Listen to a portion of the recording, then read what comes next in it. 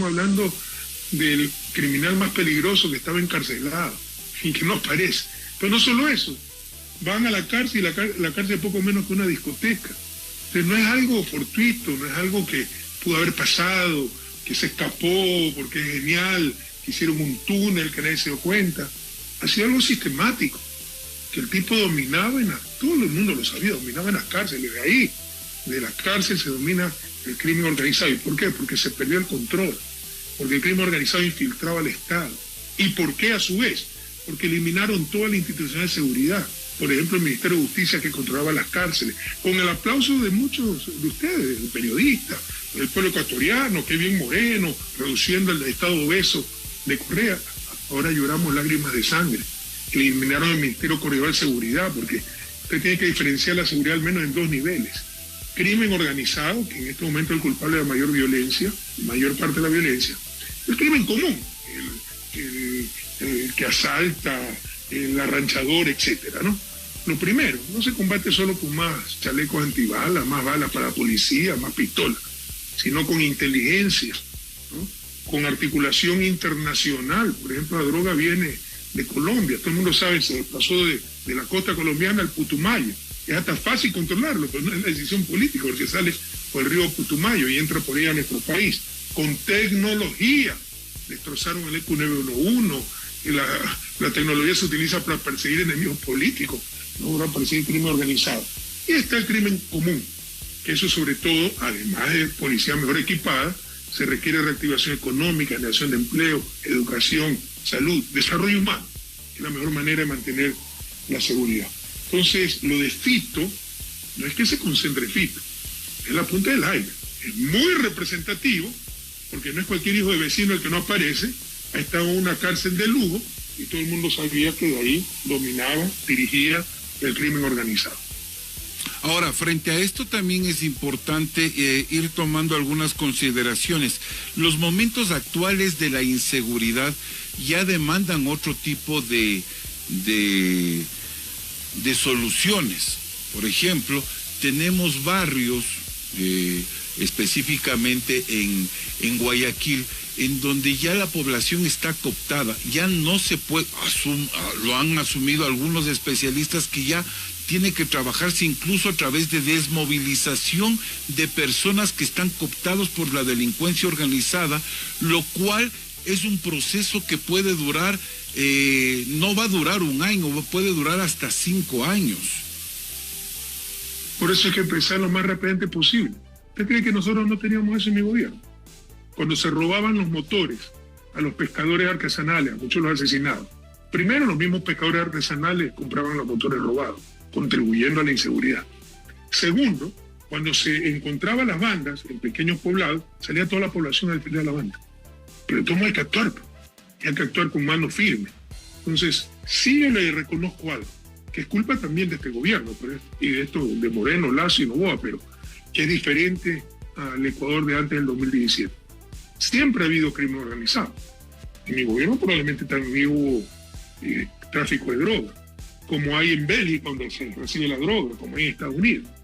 Pero por primera vez en la historia, ese narcotráfico ha infiltrado la política y el Estado a niveles antes nunca vistos. Ha infiltrado el gobierno de Lasso, infiltró, es claro, ¿no? Pero también Fuerzas Armadas, Policía Nacional, Sistema de Justicia, Fiscalía, etc. No todos son culpables. Cuidado, tampoco podemos ser injustos. ¿Usted qué hace? Un juez que le amenazan de muerte a toda su familia. Entonces, si declara inocente a un narcotraficante, va a ser el juez corrupto y no hay quien lo proteja. Y le estoy hablando de casos reales. Un fiscal que tenía un caso de narcotráfico, le secuestraron a la hija un día. No sabía su hija ese pobre hombre. Se la devolvieron sana y salva después de 24 horas, pero diciéndole: hoy te la devolvemos sin ningún rasguño, pero la próxima vez no te la devolvemos. ¿Qué hace esa gente? Que también es el Estado que no está dando seguridad. Pero en todo caso, la gran diferencia con el Ecuador de antes del 2017 es que por primera vez en historia el crimen organizado ha infiltrado al Estado. ¿Eso qué significa? Mucho más inteligencia, mucho más valentía. Hay que jugarse la vida en esto. Tener sentido de misión, sentido de urgencia, que yo no veo por ningún lado en el gobierno de Noboa, niños ricos que están organizando la kermés del barrio, ¿no? Y hay que tener transparencia y decisión. Hay una línea de tiempo que es importante analizarla, y es específicamente lo que ocurre con alias Fito, que usted ya había señalado, que me parece muy importante. El hecho es que hay una filtración, hay una infiltración a altos niveles, porque se sabía que a alias Fito lo iban a trasladar a una cárcel de máxima, ahora le iban a cambiar de cárcel a La Roca, donde sea, no sé si sea de máxima seguridad, ahora es difícil hablar de aquello, pero ¿cuál es el nivel de infiltración, de cooptación al interno, para que incluso él, cuando veía que era inevitable su traslado, decida salir decida fugarse? Esto es muy al estilo de lo que sucedió en su momento en Colombia, incluso. Bueno, el gobierno manifestó públicamente que lo iba a trasladar, anticipó aquello, ¿no? ¿Cómo Fito puede escaparse de la cárcel? Porque todo está podrido, todo está corrompido. No se dan cuenta de esto. Entonces resulta que cuando nosotros controlábamos todo, era porque teníamos pacto con las mafias. O sea, Ecuador se ha acostumbrado a creer lo imposible y a negar lo evidente. Lo evidente, que somos el segundo país más seguro de América Latina. Lo imposible son tonterías como que pactamos con las mafias. Si eso fuera cierto, hubiéramos sido el principal exportador de droga a Europa y ni aparecíamos en la lista. Ahora sí somos el principal exportador. Esas son cosas tan sencillas como estas. Es que la base de Manta que se dio en el 2009, ya mismo culpa a Simón Bolívar por sacar a los españoles.